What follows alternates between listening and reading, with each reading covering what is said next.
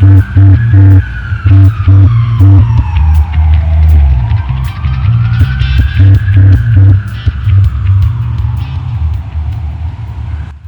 ever notice how some people will literally do anything to avoid an uncomfortable conversation? I mean, think about it. They'll lie, they'll cheat, they'll create burner emails, they'll learn cryptocurrency, they'll download the Tor browser, they'll browse murder-for-hire websites. But sit down and say, hey, we're having marital problems? Hard pass. Today's story is about a man who was a church elder, a marriage counselor, a guy people trusted for spiritual advice. And when his double life started collapsing, he didn't confess, he didn't leave, he didn't repent. He tried to outsource murder for hire on the dark web. And that's where today's episode begins.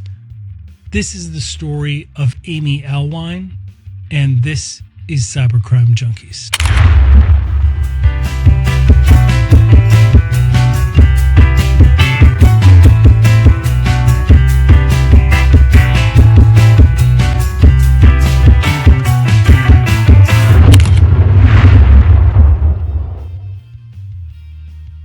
Have you ever trusted someone so completely that you'd let them handle your IT security, all of your confidential information, counsel your marriage, raise your children, and have unsupervised access to everything you do on your home network?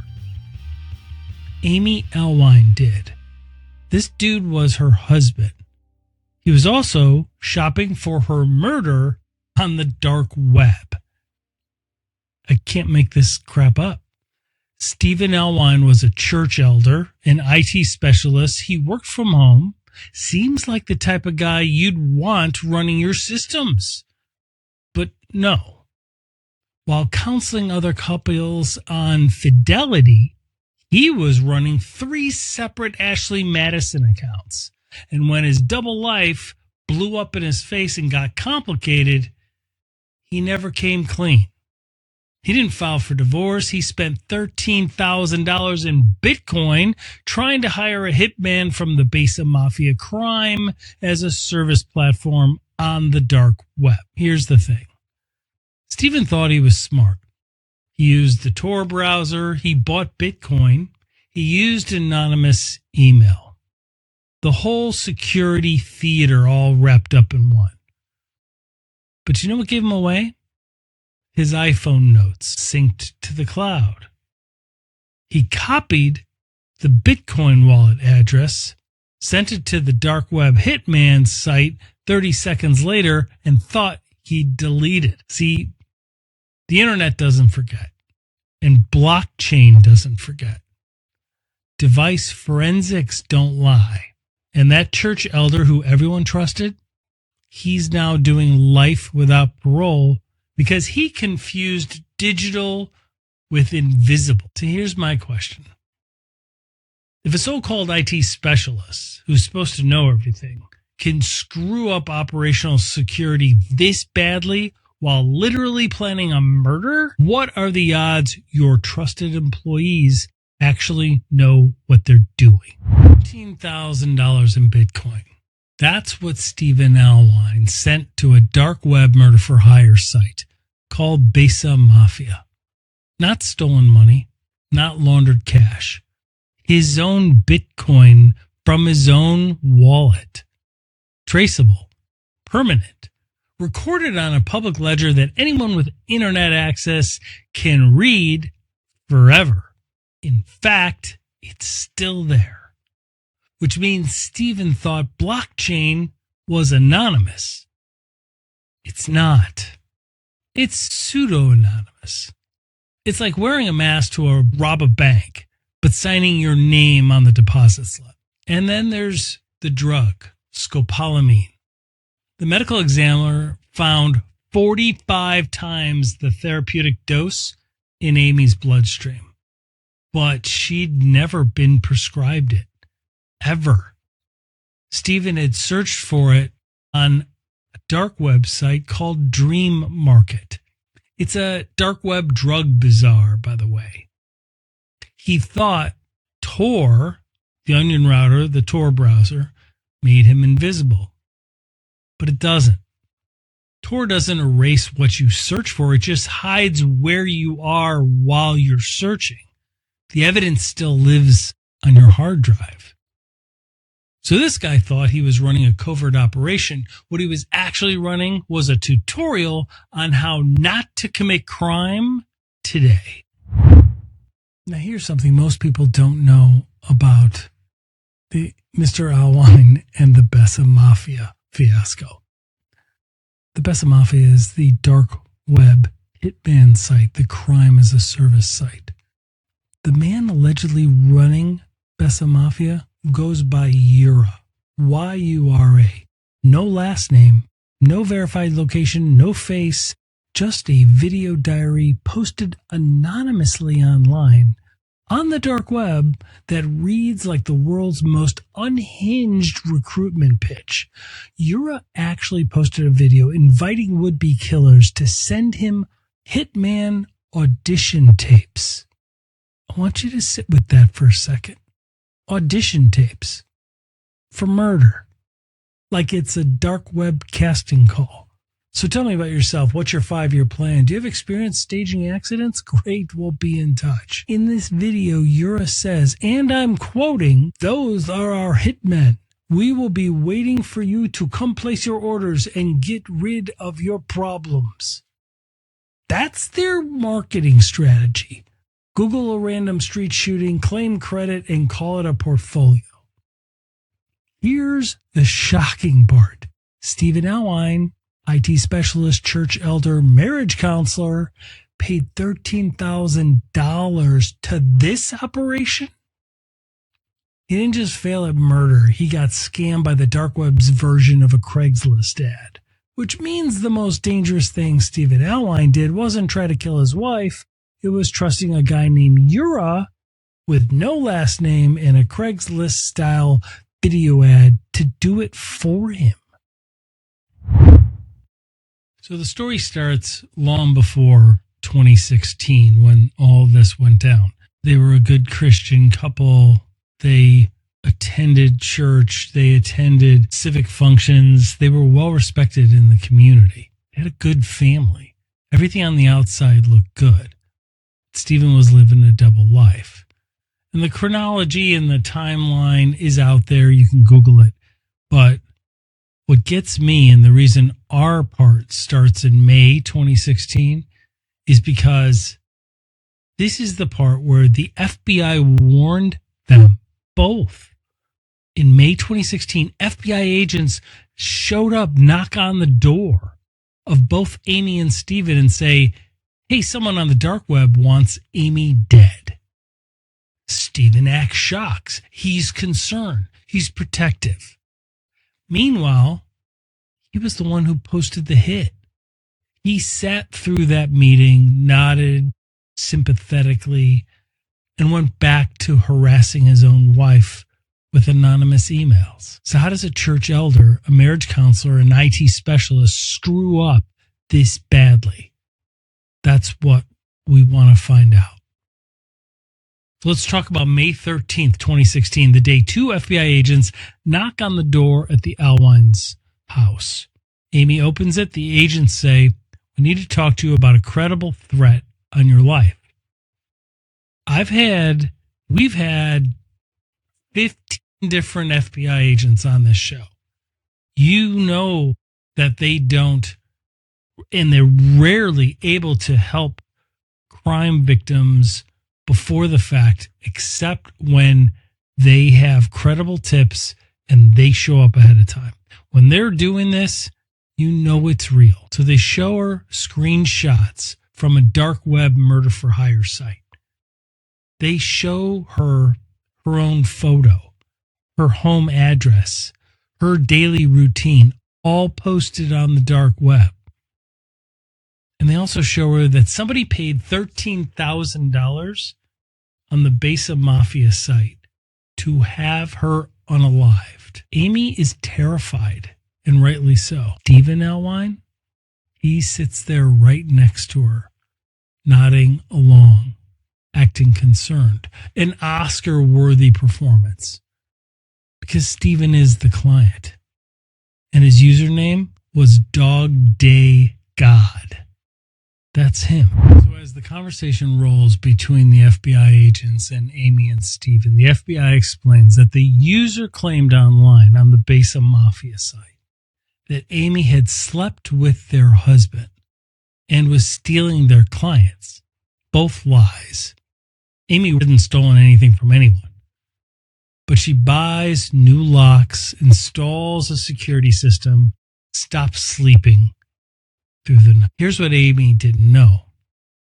Besa Mafia is a scam. They took Bitcoin from wannabe murderers and don't deliver. Stephan paid $13,000 for absolutely nothing. So now he's got a problem. The hit isn't happening. And the FBI is watching. And meanwhile, Amy's still alive. So he pivots. Fast forward to July 2016. Amy starts getting emails. The address is jane@gmail.com. Subject lines like, just end it. Your family will be next. The emails describe her daily movements, where she parks, what time she leaves for work. They list her parents' address, her sister's address. Amy forwards them to police. They can't do anything. The emails were untraceable. At least that's what the police could figure out back in 2016. There was no IP address. And they were using an anonymous email service. Nothing we can do. Except Stephan, the Einstein who created this entire fiasco, he searched for those exact family addresses on his own MacBook. The same phrasing, the same details. He downloaded Shark Lasers, the anonymous email platform, 3 days before the first message. But he thought anonymous means invisible. This becomes a forensic story or a dark web tutorial on what not to do. It was supposed to be a love story. Stephan and Amy Allwine met in college, Christian college. They were the couple everyone looked at and thought, yeah, those two are going to be fine. They got married in 1996, moved to Cottage Grove, Minnesota, built a life. Cottage Grove, population around 40,000. The kind of suburb where people know each other, trust each other, and never in a million years think the IT guy who goes to church all the time is Googling murder for hire websites at midnight. Amy ran a dog training business, worked with animals every day, the kind of person who lit up rooms and trained dogs and remembered every client's birthday. Stephan worked from home as an IT specialist, respected at the church, counseled couples, gave sermons. People came to him when their marriages were struggling. Think about that for a second. The guy who was secretly running 3 Ashley Madison accounts was the guy people trusted to save their marriages, which is either the most elaborate long con in Minnesota history or proof that the people closest to the fire have absolutely no idea they're standing in it. They adopted a son, Joseph. They had dogs, lots of them. They made church videos together. They taught other couples how to dance in a way that aligns with church values. From the outside, looking at any photo of these two, you would never see it coming. That's the part that's the hardest to comprehend here. Not the dark web, not the Bitcoin, not even the crime scene. It's that Amy Allwine woke up every single day next to the person who's trying to have her killed. She had absolutely no idea. She trusted him completely. She had let him handle her security. She let him counsel her faith. She let him buy her a gun for her own protection. He bought it. He used it. We've been showing you photos of their wedding day and their life, since a picture is worth 1,000 words. Here's their house, the Allwine home in Cottage Grove, 26 acres set back from the road. But on November 13th, 2016, something happened here that couldn't be unseen. 2016, like other years, is people celebrating the holidays. For weeks and months, Amy is tortured, riddled with anxiety. But as the holidays proceed, she tries to act normal. Come November 13th, 2016, it was a Sunday. It was a gray day, cold, but Amy was making pumpkin pies at home. The whole house smelled like Thanksgiving. Around 1 p.m. that day, she tells Stephan she's dizzy. She needs to lie down. At 1:30, Amy's dad, who's Stephan's father-in-law, stops by. Stephan says she's resting. Please don't wake her. At 2 p.m., Stephan asks his father-in-law to take their 9-year-old son, Joseph, so that way he can drive Amy to the doctor. Father-in-law agrees. He takes Joseph, except Amy never gets to go to the doctor. Because at 3 p.m., the medical examiner says she's already dead. Stephan goes about his day for a couple more hours and then picks up his 9-year-old son, Joseph, at the father-in-law's house at around 5:30. He takes him where? He takes him to Culver's for dinner, cheeseburgers, fries, and the whole time Amy's body is on their bedroom floor. Both the two of them get home around 7. Joseph walks in with his dad, Stephan, calls out for his mom, doesn't hear, goes up to the bedroom, shocked, finds his mother on the floor. She's obviously dead. There's a gun, a handgun, by her left elbow. Stephan calls 911. How would you act if you called 911 area? When Stephan calls, the recorded call shows he's calm as a Sunday drive, and he doesn't ask for help. He just describes what he sees and very clinically says he can't tell where she's shot. Police sirens sound. Officer Gwen Martin arrives. She knew Amy. She trained with her in a law enforcement class. She walks into that bedroom and knows immediately that gun is by Amy's left elbow. It's on her left side. What the hell? Amy was right-handed. When she tests and looks at Amy's hands, there's no gunshot residue on either of Amy's hands. So she turns and looks at Stephan, tests his hands for gunshot residue.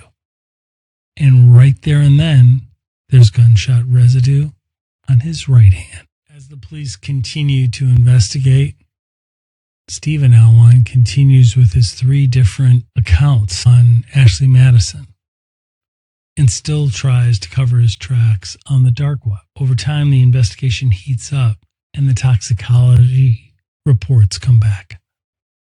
They show positive presence of scopolamine. 45 times the therapeutic dose. That's not a medication error. That's not accidental. That's enough to incapacitate someone so completely that they can't fight back. You know what 45 times the dose looks like? It looks like someone who can't stand, can't scream, can't run, but is conscious. Just lies there while you stage a suicide. Luminol lights up the hallway, the bathroom, Joseph's bedroom. Bloody shoe prints, size 12. Shocker, Stephan's size. He tried to clean it. Bleach, towels, all the greatest hits. But luminol doesn't lie. And then the computer forensics team cracks open his devices. 60 of them. I'm not kidding, 60. MacBook, iPhone, hard drives, cloud backups. They find the Tor browser. They find the Bitcoin wallet address, copied into his iPhone notes 30 seconds before it was sent to the Beza Mafia dark website. They find dream market searches for scopolamine. They find the exact phrases from the jane@gmail.com emails searched on his own laptop. Every single thing he thought was anonymous, it was recorded, time-stamped, and synced to the cloud. Stephan thought he was smarter than the system, that technology would hide him, that Bitcoin was untraceable, that the Tor browser made him invisible, that killing his wife would look like suicide, and no one would ever know. The blockchain doesn't forget. The forensics don't lie, and Amy's blood was still on his hands. So what all does this mean? It means every single person in your company who thinks they're being sneaky online is probably just as stupid as Stephan Allwine. Look, your trusted IT guy, your long-term bookkeeper, your work-from-home developer with admin access, they have the exact same tools that Stephan had. They have access to the Tor browser, Bitcoin, anonymous email, VPNs, and if they're using those tools to hide something from you, they're likely making the same mistakes he did. They think digital equals invisible. It doesn't. In fact, it equals documented and trackable. Stephan was a church elder, a marriage counselor, an IT specialist. If you'd ask anyone who knew him, could this guy commit murder? They'd have laughed in your face. And that's the problem. Trust isn't a security protocol. It's a liability you can't afford. So here's what you do.